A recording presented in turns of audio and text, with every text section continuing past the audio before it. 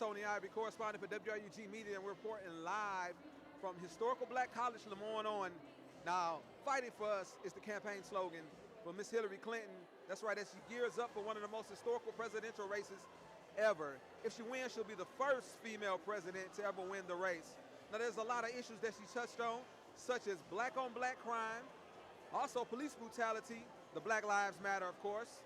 And she also talked about raising job wages so everybody can have a chance to live the American dream. Reporting live from Lemoyne on College, this is your man Tony XP Ivory, WRUG Media. Wow, how's everyone? Good. I'm Andrea Lewis Miller, and as president, I'm a very proud alumnus. And I'm elated to welcome all of you here to the campus of Lemoyne on College. To Mrs. Cliton, welcome back to Lemoyne on. In 1993, you were here as First Lady. Congratulations on your very own candidacy for the presidency of the United States.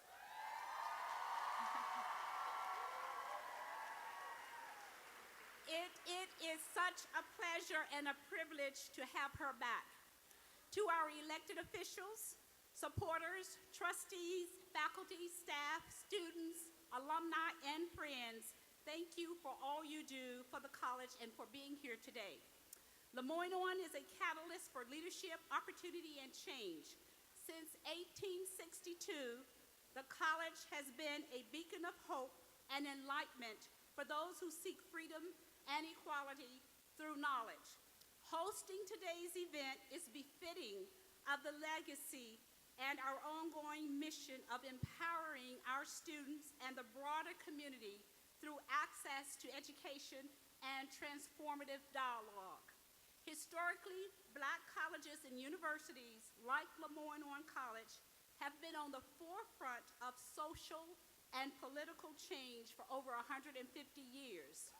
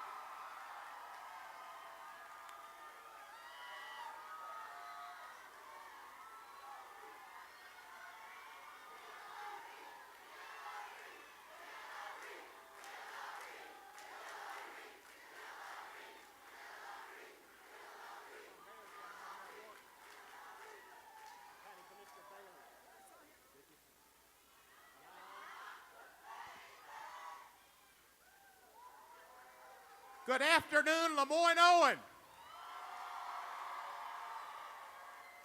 I can feel some magic in this room. It is a great honor for me to be here and see all these beautiful Democratic faces.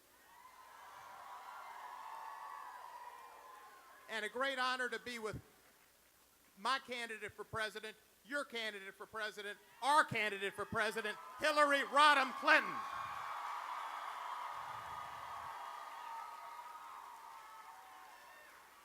Now, you know why she's the best candidate for president. We all know it, and that's why we're here. But let me say this. She has been fighting for us all her life. She went to Yale, but she fought for us with the Children's Defense Fund because she cared about people and children. And when she was First Lady, she fought for universal health care.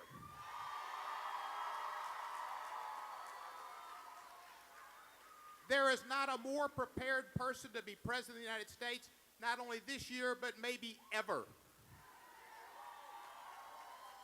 First Lady, Secretary of State, Senator, and she knows the problems of the world. She knows the world, and she can stand up to anybody that's out there, even Donald Trump. Yeah.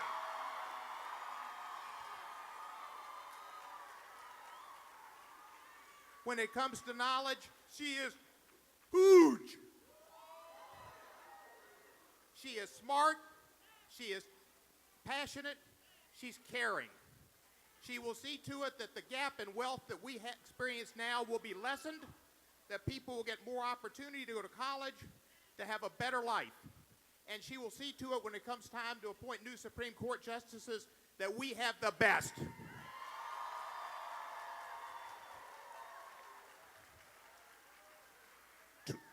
23 years ago, I had the opportunity to introduce Hillary Clinton. She was campaigning for her husband. She was looking forward to being First Lady. Now she's looking forward to being the First Lady President, Hillary Rodham Clinton.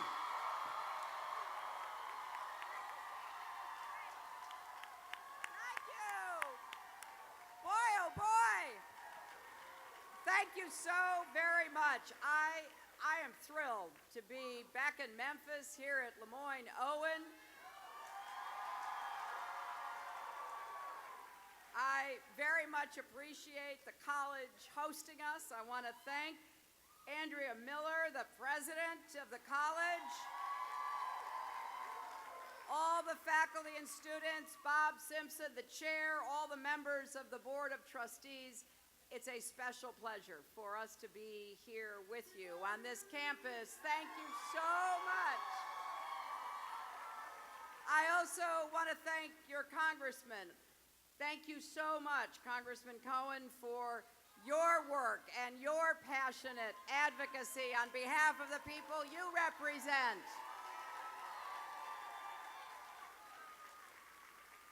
I got to tell you, I loved coming to Memphis in the past. You know, I didn't live too far away for a long time, just across the river. We have anybody from Arkansas here tonight? My husband and I appreciated the hospitality and the friendship of folks from Memphis, and it's always good to be back, and especially to be here with you as we begin working toward the primary here in Tennessee. You know, I don't think there could be more at stake in an election than this one we've got coming up. Here at home, we have got to do a better job in raising incomes and providing opportunity for all of our people. And around the world, we have to show leadership to keep our country and our friends and allies safe and secure.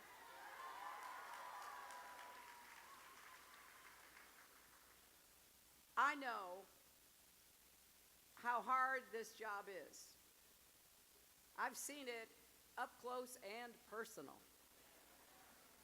I was so proud of the job that my husband did when he went from being governor of Arkansas to president of the United States.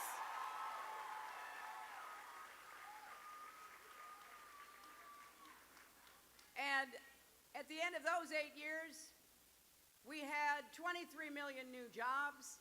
Incomes had risen for everybody. The top, the middle, working folks, poor people.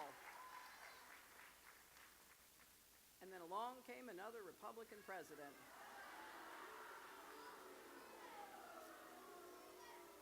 You know, when you end up handing the next president a balanced budget and a surplus, think of what we could have done with that. Think of the investments in education and health care and job creation. But that's not what happened, is it? Now, after the 2008 election, then President-elect Obama called me and asked me to come see him in Chicago.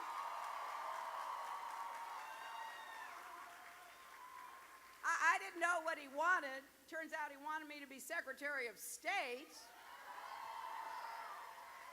But before we talked about that, he said to me, "It's so much worse than they told us."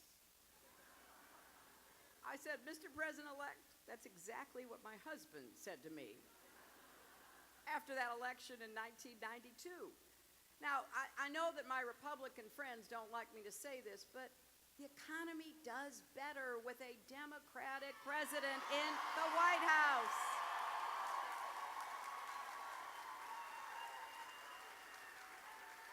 And I can guarantee you, the Republicans don't want us to think about how we ended up in that great recession that President Obama inherited, do they? 9 million Americans lost their jobs. 5 million lost their homes. $13 trillion in family wealth was wiped out. And so in comes a new president facing this crisis, the worst since the Great Depression. And I don't think President Obama gets the credit he deserves for pulling us out of that big ditch.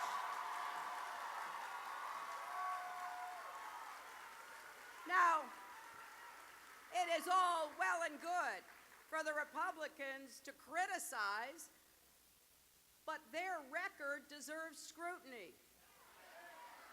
And they are running on the same economic policies that have failed us before. Trickle-down economics, cut taxes on the wealthy, get out of the way of the big corporations. Well, we know how that story ends, don't we? So I'm running for president to get the economy working for everybody, to raise incomes for everybody.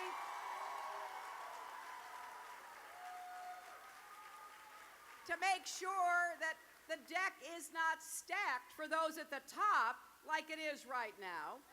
And we have to win an election to make sure we can do that. As I look out at this crowd, and it's such an enthusiastic, big crowd,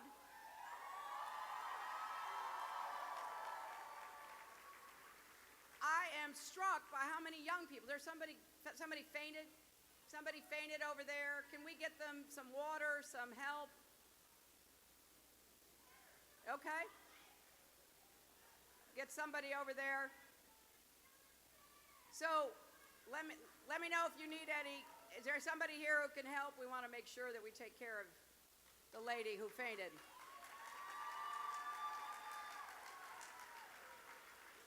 I thought it was the talk of Republicans that might have done it. But I am convinced that raising incomes for hardworking families is the #1 job of our economy. That's why I believe you deserve a raise increase, not a tax increase. And I'm not going to stand for that. I will also fight to raise the minimum wage because nobody who works full-time in America should still be living in poverty.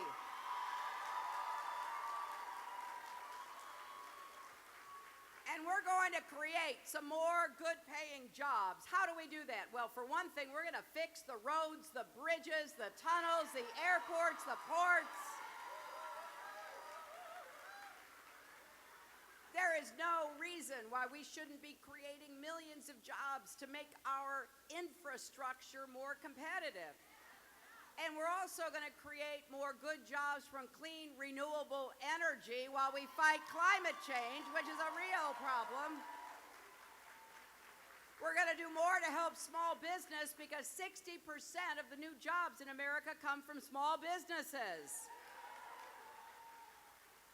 And I'll tell you, one of the fastest ways we could raise incomes for so many Americans and families is to make sure women get equal pay for equal work.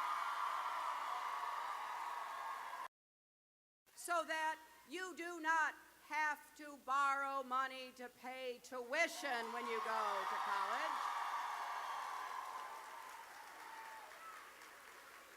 And I want to make sure that we do more for historically black colleges and universities.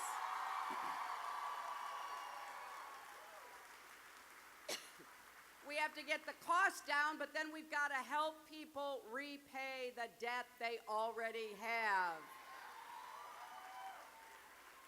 I meet young people across the country who are paying thousands of dollars that they borrowed. I see heads nodding right here.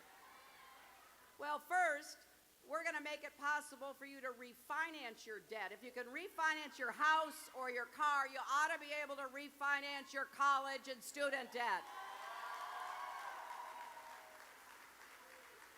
And then we're going to save you thousands of dollars by making it possible for you to repay it as a percentage of the income you make when you get out of school.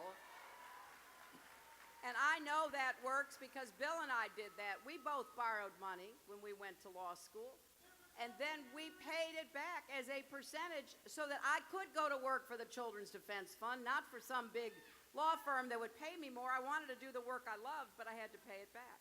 I want everybody to have that chance. And I want more kids to get off to a good start. That's why early childhood education, quality child care, universal pre-K is so important.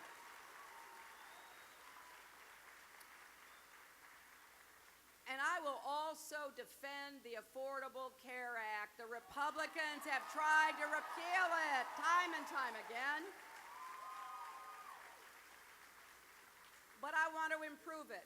We're going to defend it, and we're going to improve it. Now, how are we going to do that? Well, out-of-pocket costs and prescription drug costs are just way too high, aren't they? So what I am proposing is a new tax credit of up to $5,000 to help families that have excessive health care costs. You never know when that's going to happen to you. Somebody gets sick. Somebody has an accident. You've got to be prepared, but too many families don't have those resources. So I think we should all provide that kind of help through a tax credit so that nobody goes without the health care they need. And I will also make it very clear that we're going to go after these high prescription drug costs. I want you just to think about this. You know, us taxpayers, we pay to support the National Institute of Health, right? They partner with universities and drug companies to help develop drugs. And those drugs can save lives, extend lives. And then we pay for the Food and Drug Administration to test those drugs to make sure they're safe enough to be given to people. So we have an investment, we and our tax dollars. And then we get charged the highest costs in the world. It is just wrong. It's wrong, friends. You know, I represented New York, and if you look at the map, New York has a long border with Canada, and every week people would cross that border to go buy the same drugs cheaper in Canada than they could buy them in New York. So we're going to get the authority to, number one, change the tax laws so that the drug companies can't deduct the costs of all those advertisements you see on TV, and they put more money into actually research and development to create new drugs and treatments. And then number two, we're going to give Medicare the authority to negotiate lower prices like they get in Canada and elsewhere. We can do this because if people stand up and speak out, we can create the political pressure for change. And so I'm going to need you not only in the primary and the general election, because I'll tell you, I'm going to campaign in Tennessee to try to turn it blue in November of 2016.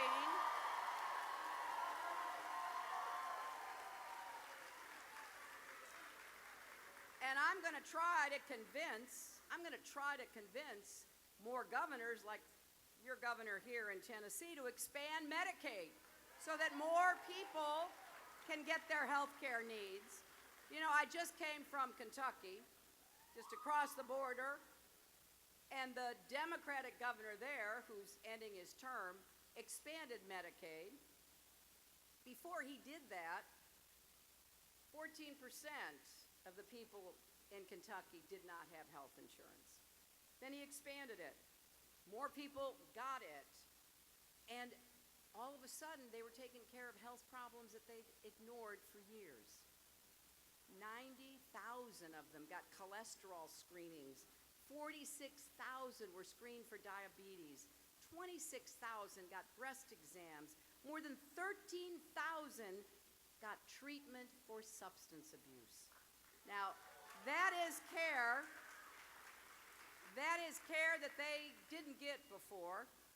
And if Tennessee would have followed that approach, the volunteer state would have seen 250,000 more people, primarily working folks, get coverage between 2013 and 2014.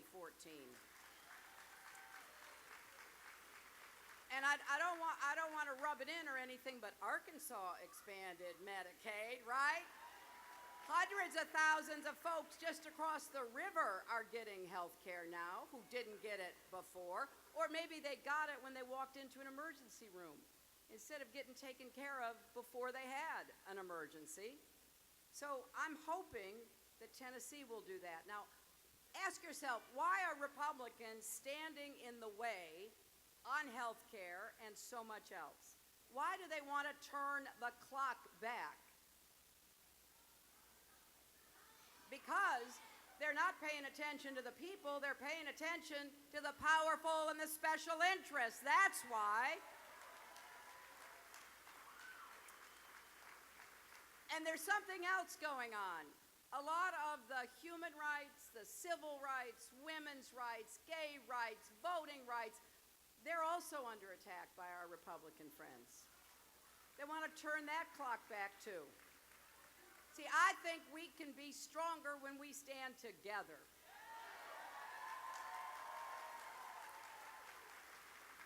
I think we are better when we support each other.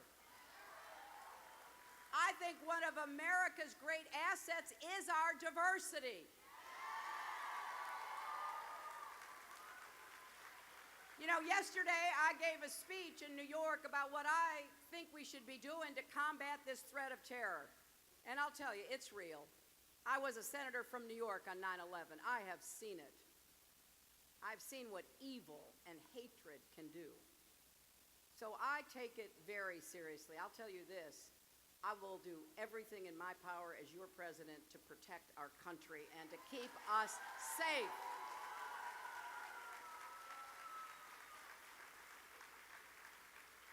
But we got to do what works. And it doesn't work for us to act like we're going to shut our borders and pull up the gangplank.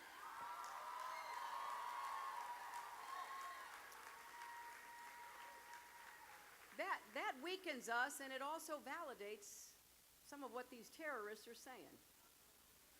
We need to isolate them. We need to defeat them on the ground, and we need to defeat them in the air, and we need to defeat them online by going after their lies and their propaganda and pointing out they don't care about anything except murder and hatred and viciousness. We can win this struggle if we stay true to who we are as Americans.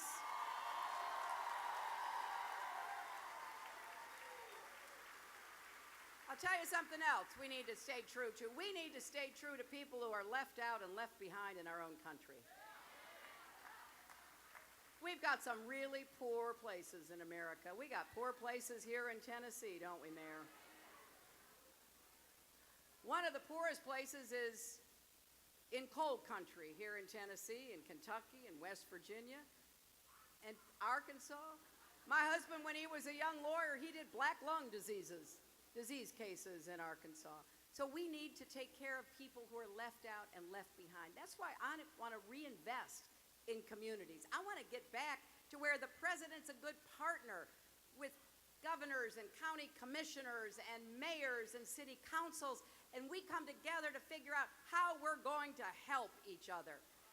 So I need your help, and I need some water right down here for a lady that's right here. So does somebody have some water? Yeah, the congressman's going to deliver water. He is good at constituency service.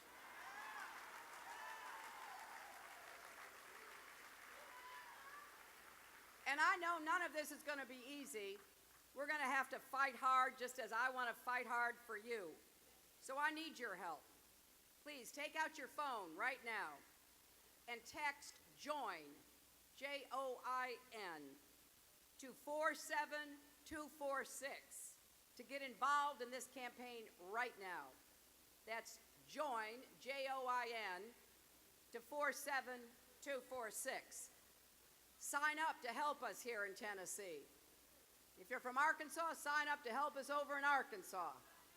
And then go to my website, HillaryClinton.com, and become part of this campaign.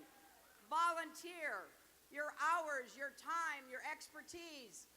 Donate if you can. Just be part of what we're building here. Because we not only want to win a campaign, we want to keep our country moving with confidence and optimism into the future.